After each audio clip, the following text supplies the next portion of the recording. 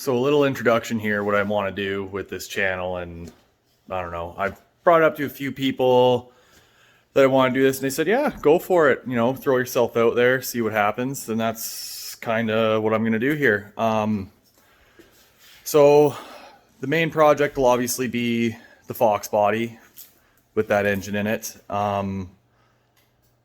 but there'll be other things I do. I'm always tinkering with something. I've got me and my son's dirt bike. There's always something to work on. Wife's car, my daily, I'll post up a bunch of stuff. So come along for the ride. If you like it, sweet. If not, whatever. Yeah, this is me giving it a go. So welcome to ADHD Garage, and the car that's going to help me start, possibly finish a project. I picked this up off Marketplace for $600 in the summer. Fairly clean unit. Interior could use some love, and snow, and the windows don't roll down, but it was missing a very vital part.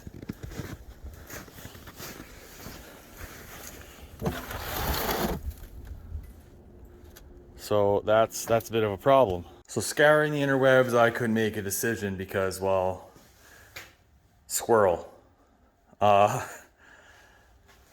Yeah, so this would be a 302 or 5 liter out of a Fox body Mustang, which would rightfully go in that car. But it, kind of lethargic in my opinion. And then I found this 289 that's been built up but had a spun bearing. And I was like, maybe I can make one kick-ass engine out of the two. So when deciding what I want to do with the car, did I want to make a drag car? Did I want to do this? Did I want to do that? So I was like, I'd like an autocross road course car. So then I found this, a Lima 2.3 out of a SVO Mustang.